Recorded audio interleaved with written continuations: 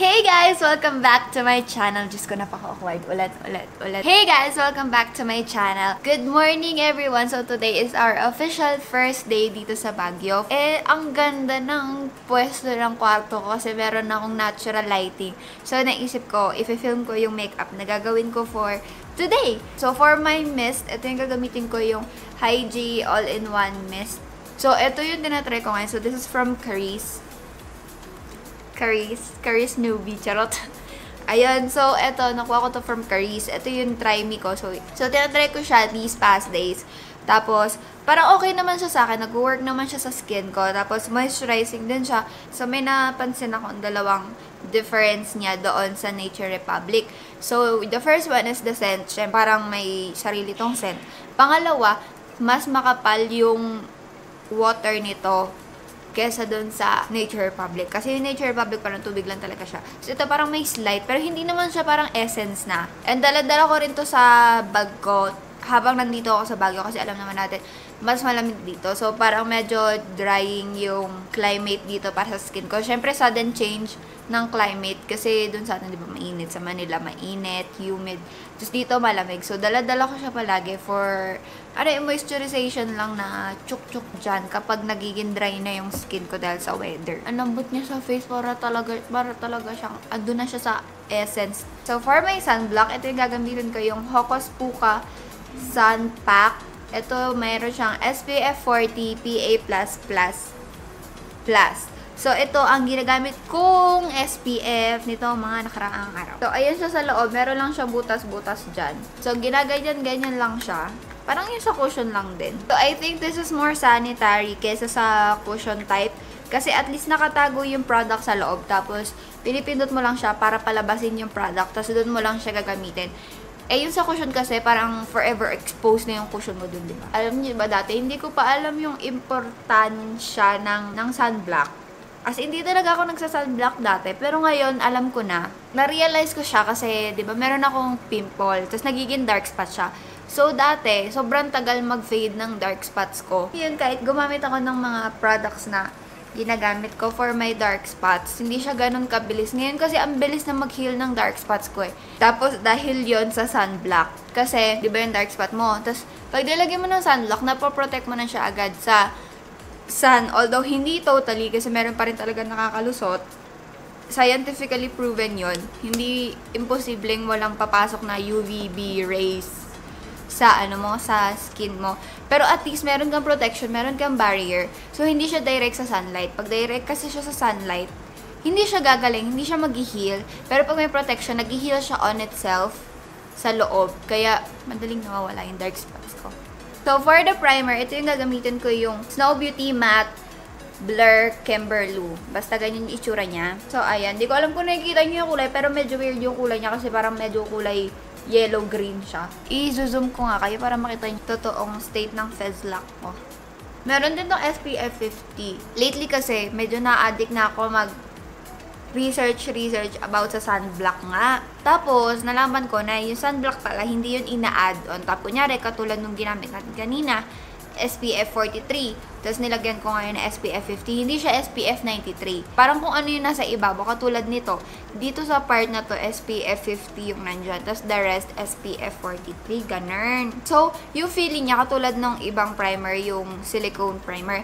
Pero ito, meron siyang naiiwang tackiness. And sa tingin ko, nag-help yun para mag-stick talaga sa kanya yung makeup sa face ko. So, for some points of my face, gagamitin ko itong Hamish Artless Glow Base SPF 50.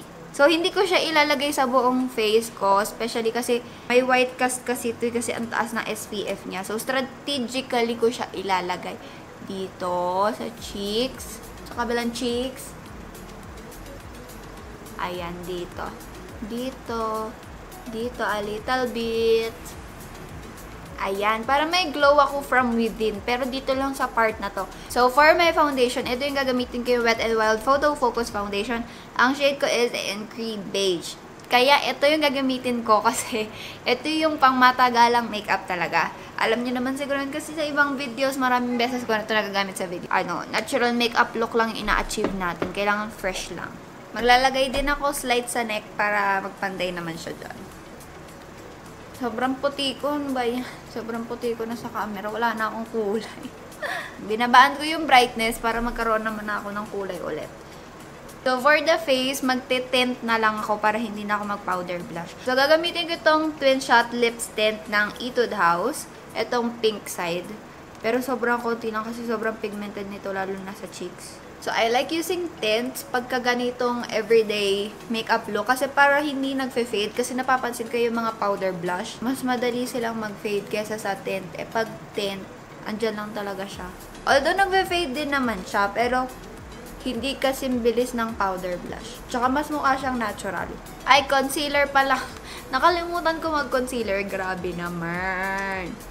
So, this is my Fit Me concealer. So, isaset ko na yung face ko with the powder. Tapos, ito, pinaghalo ko na tong Nichido loose powder at saka yung F21 loose powder ko. Tapos, nilagay ko na sila sa ganitong lalagyan. Super favorite ko kasi yung dalawang powders na yun. Tapos, parang gusto ko gamitin yung Nichido, pero kailangan ko yung yellow tint nung Forever, nung Fashion 21, mga ganong tipo ba? O, diba, nagkakaroon na tayo ng yellow tint ulit. So, ang gagamitin ko ay itong Wet n Wild Multi-Eyebrow Kit. Meron siyang wax, 2 eyebrow powders, meron siyang brush at saka tweezer sa loob. So, paghahaluin ko lang yung wax at saka yung darkest shade para sa outline ng kilay ko. Kukunin ko pa rin silang dalawa, tapos ilalagay ko na lang. Ifo-focus ko sila dito sa dulong part. Plakado ang kilay, B. Gems, wala akong spoolie. Oh my goodness. So, kunin ko yung lighter shade, yung brown. At ipapatong ko siya doon sa black. Para hindi siya as in black talaga dyan sa aking kilay. Sobrang plakado niya. Para feeling ko hindi siya bagay for everyday. Anyway. Andyan na siya. For the eyeshadow, dinala ko ito aking Hyggee Hadid eyeshadow palette. Ito ata yung East Coast. West Coast. Kukunin ko muna itong shade na ito para peachy-peachy tayo ngayon. So, nagdala din ako ng blending brush. Syempre. Para pang blend natin sa edges, mga bebe. So, taking this and this, pareho silang shimmery shades. Ilalagay ko sila sa aking eyelids. Oh, di ba? Pact. Naano talaga ako sa kilay ko. Parang feeling ko too much. Wala kasi akong spoolie. Nakakainis naman talaga ang buhay ko. Charot. So, kukunin ko lang itong darkest shade. Super konti lang. Mas maliit na brush para ilalagay natin dito sa kanto. Sa kanto ng aking mata. So, magmamaskara na lang me. Kasi naka-lash lift na yung eyelashes ko. So, hindi ko na kailangan mag-curl. Diyos ko, kulay puti talaga ako sa camera. Nakakainis. Walang justice. Justice League. So, for my lips, gagamitin ko itong Snow Buttery Cream Matte Lipstick. Ayan. Meron akong dalawang shade. This is in Pretentious. I don't know. At saka ito, So What. So, ayun silang dalawa. So, gagamitin ko muna yung So What for right now. Ito yung bagay kasi morning pa lang naman, diba? Diba? Nagkakulay ako, tingnan mo. Oo nga, buttery cream nga siya, ang lambot niya, ang dali niyang ilagay sa lips, mga B. And then, kukuha ko yung konting-konti ng Twin Shot kanina, yung color red. Ilalagay ko siya dito sa gitna. Gagamitin ko itong aking BLK Blush, Highlight, and Contour Palette. Tapos, gagamitin ko itong contour shade. Pero bronzer shade siya dito sa BLK. Tapos, magbo-bronze lang ako ng Is-Light. Para magkaroon ako ng warm ulit sa mukha. And then, gagamitin ko itong aking Wet n Wild Mega Glow Highlighter in the shade Precious Petals. Para sa aking highlight, dito, ipapatong ko siya kung saan ko nilagay yung Hamish Art Glow para as in glowy tayo, mga bebe. Oh! Look at that! Ayan, ang ganda na ng kulay ko sa camera. Diyos ko, na-achieve ko din. At dahil wala akong spoolie, kukuha na lang ako ng isa pang malinis na brush para i-brush itong kilay ko. Kasi as in over. Grabe, sobrang pigmented ng Wet n Wild na pang kilay, mga B. Namang problema ang atin yung ngayon. Okay, so after all that, i-set ko lang ulit ang aking face gamit itong Hyggee All-in-One Mist. Medyo malayo na ngayon kasi pag malapit talaga, be, as in para siyang bidet. So, lalayuan ko siya. Wow!